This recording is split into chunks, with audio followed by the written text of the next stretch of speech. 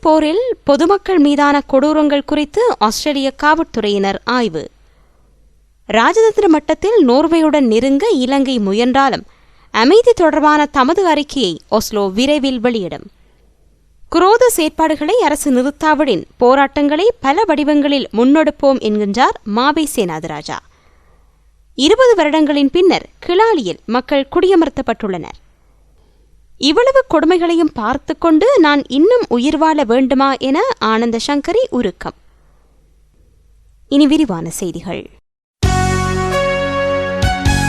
தாயகச் செய்திகள்.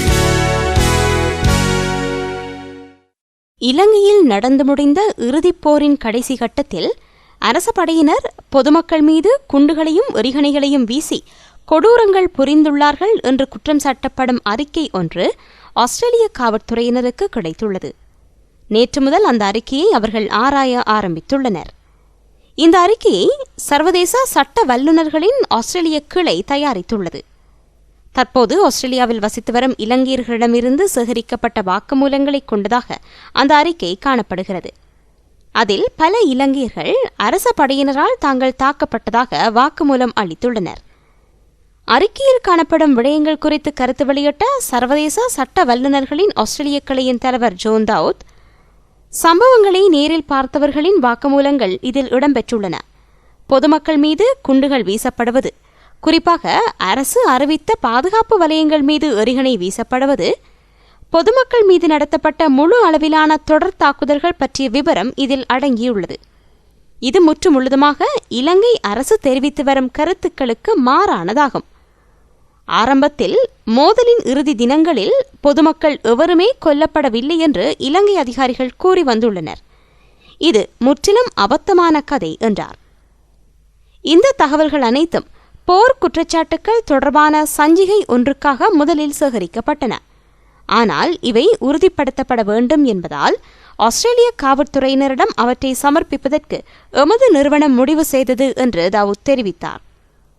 இம்மாதிரியான விடயங்களை விசாரிக்கும் அதிகாரம் ஆஸ்திரேலிய காவல்துறையினருக்கு உண்டு என்றும் அவர் கூறினார். இலங்கையில் கற்றுக்கொண்ட பாடங்கள் மற்றும் நல்லிணக்க ஆணைக்குழு நடத்தி வரும் விசாரணையின் அறிக்கை நவம்பரில் வெளிவரவிருக்கிறது. அதனை மிகவும் நுணுக்கமாக ஆஸ்திரேலியா ஆராயும். மேற்கொண்டு வேறு நடவடிக்கைகள் தேவைப்படுமா என்பது குறித்தும் ஆலோசிக்கப்படும் என்று கூறிய அவர், இலங்கை போர்க்குற்றங்கள் தொடர்பில் ஐநா மனித உரிமைகள் சபை மீண்டும் ஆராய வேண்டும் என்றும் வலியுறுத்தினார். இலங்கையின் அமைதி முயற்சியில் ஏற்பட்ட பின்னடைவு மற்றும் போருக்கான காரணங்களை விளக்கி நோர்வே அரசு அவற்றை விசேட அறிக்கையாக வெளியிடவுள்ள நிலையில் அதனை தற்காலிகமாக இடைநிறுத்துவதற்காக நோர்வே அரசுடன் இலங்கை அரசு ராஜதந்திர மட்டத்திலான காய் நகர்த்தல்களை முன்னெடுத்துள்ளது என்று தெரிய வருகிறது. நோர்வே அரசுடன் நேரடியாக தொடர்புபட்ட அரசு சார்பற்ற நிறுவனம் ஒன்று இந்த விடயங்கள் குறித்த ஆய்வுப் பணிகளை முன்னெடுத்தது என்றும் அந்த அறிக்கை ஓரிரு வாரங்களில் வெளியிடப்படும் என்றும் தெரிவிக்கப்பட்டுள்ளது. இந்நிலையில் நோர்வே சென்றுள்ள இலங்கை குழு அந்நாட்டு முக்கியஸ்தர்களுடன் பிரசாப அறிக்கை தொடர்பில் விரிவாக கலந்துரையாடியுள்ளதாகவும் தெரிய வருகிறது. அமைதிக்கான நொபேல் பரிசு வழங்கும் நோர்வே நாடு உக்கிரமாக போர் நடைபெற்ற நாடுகளில் அமைதியை நிலைநாட்ட மேற்கொண்ட நடவடிக்கைகள் திருப்திகரமாக அமையவில்லை என்றும், குறிப்பாக பலஸ்தீனம், இலங்கை உள்ளிட்ட நாடுகளில் சமாதானத்தை ஏற்படுத்த அந்நாடு காத்திரமான நடவடிக்கைகளை முன்னெடுக்க தவறிவிட்டது என்றும் சர்வதேச விமர்சனம் எழுந்துள்ளது.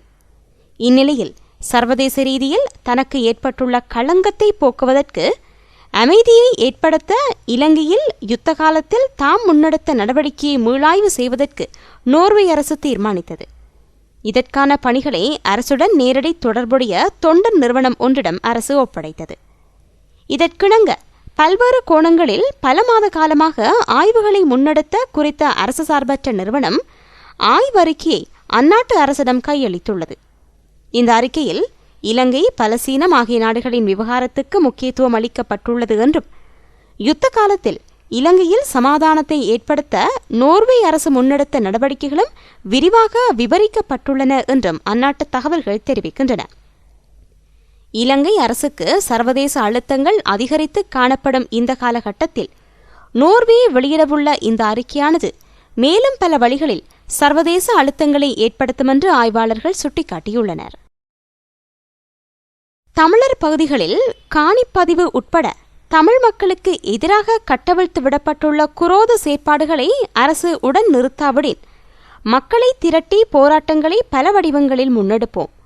தமிழ் மக்கள் எங்கெல்லாம் வாழுகின்றார்களோ அங்கெல்லாம் எமது சாத்வீக போராட்டத்தை தீவிரப்படுத்துவோம் என்று தமிழ் தேசிய கூட்டமைப்பின் செயலாளரும் நாடாளுமன்ற உறுப்பினருமான மாவை சேனாதராஜா நேற்று வவுனியாவில் தெரிவித்துள்ளார். தமிழரின் காணிகள், வீடுகள் என்பன இன்னும் அரசினதும் இராணுவத்தினதும் ஆக்கிரமிப்பில் உள்ளன. அரசு விரைவில் அவற்றை மக்களிடம் கையளிக்க வேண்டும். அத்துடன் காணிப்பதிவையும் உடனடியாக நிறுத்த வேண்டும். இல்லையேல் தமிழ் மக்கள் எங்கெல்லாம் வாழ்கிறார்களோ அங்குள்ள ஜனநாயக சக்திகளோடு இணைந்து எமது சாத்வீக போராட்டங்களை மேலும் பல வடிவங்களில் முன்னெடுப்போம் என்றும் அவர் தெரிவித்தார். தமிழர் தாயக பிரதேசங்களில் திட்டமிட்டு அரங்கேற்றப்படும் சிங்கள குடியேற்றம், நில அபகரிப்பு, முல்லைத்தீவு மாவட்டத்தில் சிங்கள பிரதேச செயலகம் அமைத்தல், வடக்கில் அரசு மேற்கொள்ளும் காணிப்பதிவுகள் என்பவற்றை கண்டித்தும் அவற்றை உடன் தடுத்து நிறுத்த வேண்டும் என்பதை வலியுறுத்தியும் தமிழ் தேசிய கூட்டமைப்பு நேற்று வவுனியாவில் உண்ணாவிரத போராட்டத்தை முன்னெடுத்தது. நகரசபை மைதானத்தில் நடைபெற்ற இந்த அடையாள உண்ணாவிரத போராட்டத்தில் தமிழ் தேசிய கூட்டமைப்பின் நாடாளுமன்ற உறுப்பினர்களாகிய மாவை சேனாதிராஜா, சுரேஷ் பிரேமச்சந்திரன், சரவணபவன், சிவசக்தி ஆனந்தன், செல்வம் அடைக்கரநாதன், வினோ நோகராதலிங்கம், எஸ் ஸ்ரீதரன் உட்பட்ட தமிழ் கட்சிகளின் முக்கியஸ்தர்களும் கலந்து கொண்டனர். நூற்றுக்கணக்கான பொதுமக்களும் போராட்டத்தில் கலந்து கொண்டனர். மக்கள் நகரசபை மைதானத்துக்கு வர முடியாதவாறு சுற்றியிருந்த 4 வீதிகளிலும் காவல்துறையினர் தடைகளை ஏற்படுத்தியிருந்தனர். அதனையும் மீறி பொதுமக்கள் போராட்டத்தில் கலந்து கொண்டனர். நிகழ்வில் உரையாற்றிய மாவை சேனாதிராஜா, தமிழர் தாயக பிரதேசங்களில் இராணுவத்தின் கெடுபிடி அதிகரித்துள்ளது. வடக்கு கிழக்கு மாகாணங்களில் சிவில் நிர்வாகம் இல்லை. சிவில் நிர்வாகத்தை ஏற்படுத்த அரசு நடவடிக்கை எடுக்க வேண்டும். இராணுவத்தின் ஆக்கிரமிப்பும் அவர்களின் கட்டளைகளும் இம்மக்களை வாட்டி வதைக்கின்றன. அவசரகால சட்டத்தை நீக்கி விட்டோம் என்று அரசு கூறுகிறது. அந்த சட்டம் நீக்கப்பட்டாலும் உடன் பிறப்புக்கு ஒப்பான பயங்கரவாத தடைச்சட்டம் அமலில் உள்ளது. பயங்கரவாத தடைச்சட்டம், அவசரகால சட்டம் என்பவற்றின் கீழ் கைது செய்யப்பட்ட எமது மக்கள் நீண்ட காலமாக எவ்வித வழக்கு விசாரணைகளும் இன்றி சிறைகளில் அடைக்கப்பட்டுள்ளனர். பயங்கரவாத தடைச்சட்டமும் உடன் நீக்கப்பட வேண்டும். அவ்வாறு பயங்கரவாத தடைச்சட்டத்தை அரசு நீக்கும் பட்சத்திலேயே சுதந்திரமாக வாழக்கூடியதொரு நிலை நாட்டில் ஏற்படும் என்று நாம் நம்புகிறோம். 3 முக்கிய கோரிக்கைகளை முன்னெடுத்து நாம் இன்று இந்த அடையாள உண்ணாவிரத போராட்டத்தை முன்னெடுத்துள்ளோம். எமது கோரிக்கைகள் தொடர்பில் கவனம் செலுத்தி அரசு உடனடியாக நடவடிக்கைகளை முன்னெடுக்க வேண்டும். காணிப்பதிவு உட்பட தமிழர்களுக்கு எதிராக கட்டவிழ்த்து விடப்பட்டுள்ள குரோத செயற்பாடுகளை அரசு உடன் நிறுத்த வேண்டும். அதேபோன்று ஆக்கிரமிக்கப்பட்ட நிலங்கள் விடுவிக்கப்பட வேண்டுமென்றும் மக்கள் தங்களது வீடுகளுக்கு திரும்பி சுதந்திரமாக வாழக்கூடியதொரு நிலை ஏற்பட வேண்டும் என்பதை இந்த உண்ணாவிரத போராட்டத்தின் மூலம் கேட்டுக்கொள்கின்றோம் என்றும் மாவை சேனாதிராஜா தெரிவித்தார்.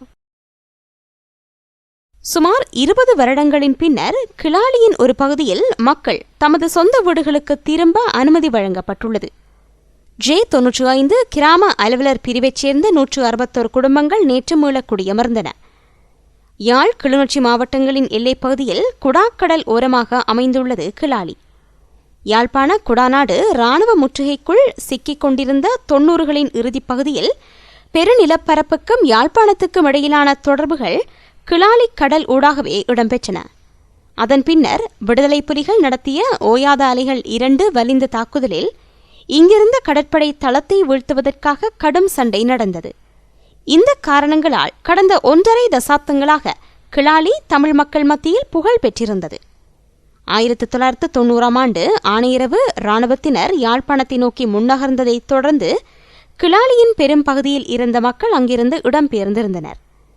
பச்சிலைப்பள்ளி பிரதேச செயலாளர் எஸ் முகுந்தன் தலைமையில் கிளாலி மாதா தேவாலய வளாகத்தில் நடைபெற்ற நிகழ்வின் பின்னர் மக்கள் தமது சொந்த வீடுகளுக்கு திரும்பினர். கிளிநொச்சி மாவட்ட அரசாதிபர் திருமதி ரூபவதி கேதீஸ்வரன், யாழ் மாவட்ட நாடாளுமன்ற உறுப்பினர் முனா சந்திரகுமார், 522, 552 படையணிகளின் கட்டளை அதிகாரிகள், பச்சிலைப்பள்ளி பிரதேச சபை தலைவர் ஆகியோர் இந்த நிகழ்வில் கலந்து கொண்டனர். கடந்த மாதம் 26ஆம் தேதி இந்த பகுதியில் மக்கள் மீள குடியமர அனுமதிக்கப்படுவர் என்று அறிவிக்கப்பட்ட போதும் அது நடைபெறவில்லை. இதனால் அந்த பகுதி மக்கள் பெரும் ஏமாற்றம் அடைந்திருந்தனர். நேற்று தமது வீடுகளுக்கு திரும்பிய மக்களுக்கு 5000 ரூபாய் உதவித்தொகையும் இந்திய அரசால் அன்பளிப்பு செய்யப்பட்ட நிவாரணப் பொதியும் வழங்கப்பட்டன. போர்க்குற்ற விசாரணை தொடர்பில் இலங்கைக்கு அழுத்தங்களை வழங்கி வரும் சர்வதேச சமூகத்துடன் ஆஸ்திரேலியாவும் இணைந்து கொள்ள வேண்டும் என கிரீன் கட்சியின் செனட்டர் லீ ரியானன் வலியுறுத்தியுள்ளார். இலங்கையின் ஆஸ்திரேலியாவுக்கான தூதுவரும் முன்னாள் கடற்படை தளபதியுமான அட்மிரல் திசர சமரசிங்க போர்க்குற்றங்களுக்காக விசாரணை செய்யப்பட வேண்டும் என சர்வதேச அறங்கூறுனர் ஆணைக்குழு ஆஸ்திரேலிய பிராந்திய காவல்துறை நிலையத்தில் முறைப்பாடு செய்துள்ளது. இது தொடர்பில் ஆஸ்திரேலிய கிரீன் கட்சி விடுத்திருக்கும் அறிக்கையிலேயே அந்த கட்சியின் செனட்டர் லீ ரியானன் இவ்வாறு வலியுறுத்தியுள்ளார். இலங்கையின் முன்னாள் கடற்படை தளபதி குறித்து செய்யப்பட்டிருக்கும் முறைப்பாடு விசாரிக்கப்பட வேண்டியது அவசியமாகும். எந்த நேரத்திலும் இலங்கை கடற்படை சிவிலியன்களின் இலக்குகள் மீது தாக்குதல் நடத்தவில்லை என்று கூறுவது பொய். மோதல் வலயத்தில் 2009ஆம் ஆண்டு பணியாற்றிய ஆஸ்திரேலியர்கள் என்னிடம் விவரங்களை கூறியிருக்கின்றனர். கடற்பிரதேசங்களில் இருந்து சிவிலியன்கள் வாழும் குடியிருப்புகள் மீது இலங்கை கடற்படை தாக்குதல் நடத்தியது என்று இவர்கள் என்னிடம் சுட்டிக்காட்டியுள்ளனர். ஐநா முன்னாள் பேச்சாளர் ஒருவரின் கூற்றுப்படி இறுதியாக நடைபெற்ற சண்டையில் சுமார் 40,000 சிவிலியன்கள் வரை கொல்லப்பட்டுள்ளனர். எனவே இலங்கை தொடர்பான விடயத்தில் இலங்கையின் போர்க்குற்றங்கள் குறித்து பேசிவரும் பிரிட்டிஷ் கனேடிய பிரதமர் போன்றோரை ஆஸ்திரேலிய வெளிவிவகார அமைச்சர் பின்பற்றி செயற்பட வேண்டுமென்று அந்த அறிக்கையில் அவர் மேலும் சுட்டிக்காட்டியுள்ளார். இவ்வளவு கொடுமைகளையும் பார்த்துக்கொண்டு நான் இன்னும் உயிர் வாழ வேண்டுமா என்று ஆனந்த சங்கரி கேள்வி எழுப்பியுள்ளார். காணி அபகரிப்பு, சிங்கள குடியேற்றங்களுக்கு எதிராக தமிழ் தேசிய கூட்டமைப்பினர் நேற்று நடத்திய உண்ணாவிரதத்தில் கலந்து கொண்டு தலைமையுரையாற்றுகையில் அவர் இவ்வாறு கூறினார். முல்லைத்தீவில் புதுக்குடியிருப்பு முதல் நந்திக்கடல் வரை சுமார் 8,000 ஏக்கர் பரப்பளவில் இந்த இடம் விமானப்படைக்கு உரியது என்று பலகை வைத்துள்ளார்கள். அதனை பார்த்ததும் எனக்கு என்ன செய்வதென்றே தெரியவில்லை. சிவசக்தி ஆனந்தன் சொன்னபடியும் இன்னும் எனது மனவேதனையை அதிகரித்துவிட்டது. இத்தகைய அடாவடித்தனங்களை கண்ட பிறகும் எனது உயிர் பிரிய மாட்டேன் என்கிறதே என்று எனக்கு கவலையாக உள்ளது. இன்னும் நான் ஏன் வாழ வேண்டும் என்று கேட்கத் தோன்றுகின்றது என்றும் கூறினார்.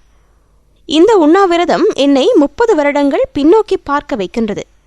அன்றைய அதிபர் சிரிமாவோ அம்மையார் தனி சிங்கள சட்டத்தை அமுல்படுத்திய போது இதே வவுனியா நகரசபை மைதானத்தில் நாம் உண்ணாவிரதம் இருந்தது நினைவுக்கு வருகிறது. அன்றும் அரசுக்கு ஆதரவானவர்கள் உண்ணாவிரதத்தை குழப்பும் நடவடிக்கையில் ஈடுபட்டார்கள். இனத்துக்கு அரசாங்கத்துடன் சேர்ந்த இனத்தவர்களே துரோகம் இழைத்த வரலாறுகள் நிறையவே உள்ளன.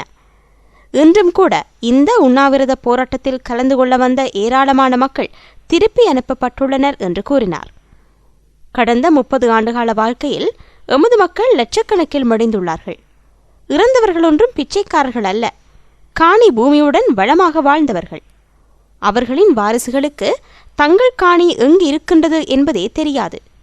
அத்துடன் யுத்தத்தில் உயிரை கையில் பிடித்து ஓடியவர்கள் தங்களது காணி உறுதிகளை தொலைத்துள்ளார்கள்.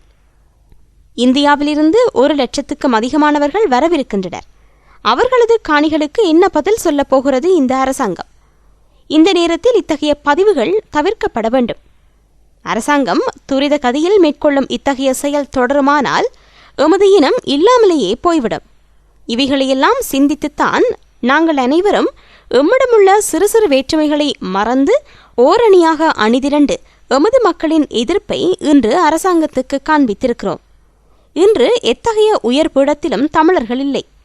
முன்பு ஓரளவுக்கு உயர் பதவிகளில் தமிழர்கள் இருந்தார்கள்.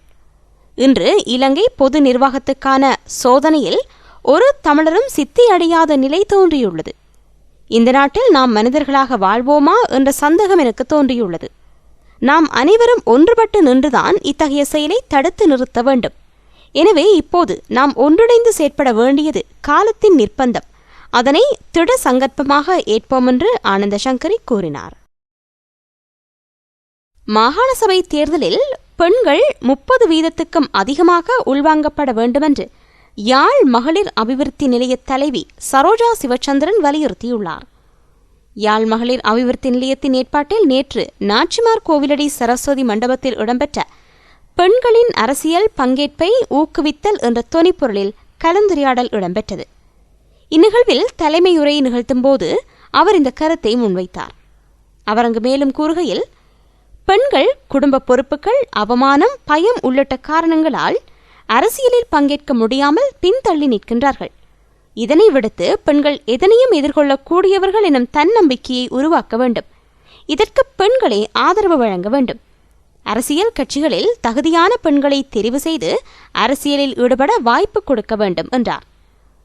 இந்த நிகழ்வில் தேர்தல் பிரசார யுக்திகளை முன்னெடுக்கும் வழிமுறைகள் எனும் தலைப்பில் யாழ் பல்கலைக்கழக ஊடக விரிவுரையாளர் தர்மராசா கிருத்திகாவும், தேர்தலில் கொள்கை பிரசாரத்தை மக்கள் மத்தியில் தெளிவுபடுத்தலும் பிரசார யுக்திகளும் எனும் தலைப்பில் யாழ் பல்கலைக்கழக பொருளியல் துறை பேராசிரியர் வி சிவநாதனும் கருத்துரைகளை வழங்கினர்.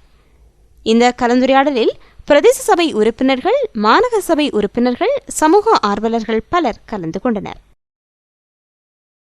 இலங்கை அரசாங்கத்தின் 2012 ஆண்டுக்கான வரவு செலவு திட்டத்தில் அதிகளவான நிதி ஜனாதிபதி மஹிந்த ராஜபக்ஷவின் பொறுப்பின் கீழும் அவரது சகோதரர் கோத்தாபய ராஜபக்ஷ செயலாளராக பணியாற்றும் பாதுகாப்பு நகர அபிவிருத்தி அமைச்சுக்கே ஒதுக்கீடு செய்யப்பட்டுள்ளது.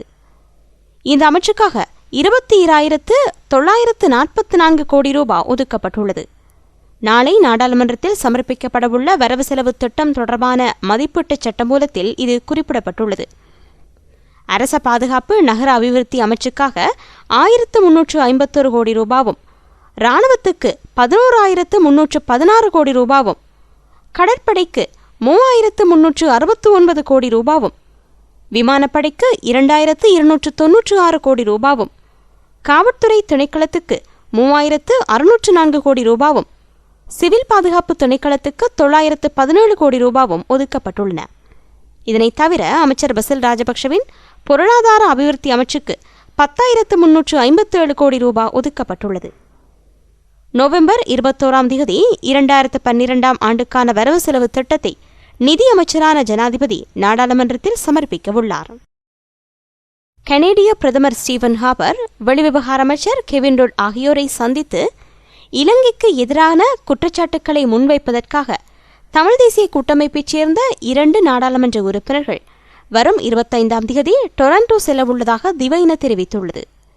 இவர்கள் டொரண்டோ, ஸ்கப்ரோ ஆகிய நகரங்களில் வசிக்கும் புலம்பெயர் தமிழர்களை சந்தித்து ரகசிய பேச்சுவார்த்தையொன்றை நடத்த இணங்கியுள்ளதாக கனடாவில் உள்ள விடுதலை புலிகளுக்கு எதிரான அமைப்பின் பேச்சாளர் எல் மகாதேவன் தெரிவித்துள்ளார். வரும் நவம்பர் மாதம் புலிகளின் மாவீரர் தினத்தை வெகு விமரிசையாக கொண்டாட கனடாவில் உள்ள புலிகளின் வலையமைப்பினர் திட்டமிட்டுள்ளதாகவும், இதுகுறித்த பேச்சுவார்த்தைகளில் தமிழ் தேசிய கூட்டமைப்பின் நாடாளுமன்ற உறுப்பினர்கள் கலந்து கொள்ளவுள்ளதாகவும் மகாதேவன் கூறியுள்ளார். அதேவேளை கனடாவில் நடைபெறவிருந்த இலங்கை சுற்றுலா வர்த்தக கண்காட்சி திடீரென ரத்து செய்யப்பட்டுள்ளது. இந்த கண்காட்சி ரத்து செய்யப்பட்டுள்ளதாக கனேடிய தமிழ் காங்கிரஸ் அறிவித்துள்ளது.